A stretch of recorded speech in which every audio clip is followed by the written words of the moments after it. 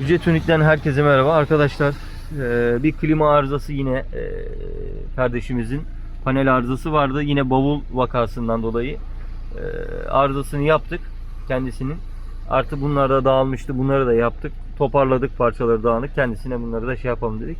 Nasıl yaptığımız işten? Çok memnun ama bu fazlasını da yaptın. Eline koluna sağlık. Allah razı olsun kardeşim. Sağ olasın abi, senden de razı olsun. İnşallah Çok kısa bir sürede bitirdim bu arada. Yani daha başka yere gitseniz bu kadar kısa sürede bitiremezdim. Allah razı olsun. Sizlerin de böyle klima paneli arızaları varsa arkadaşlar sizleri de bekleriz. Kendinize iyi bakın. Allah'a emanet olun. Beğenip abone olmayı da unutmazsanız seviniriz.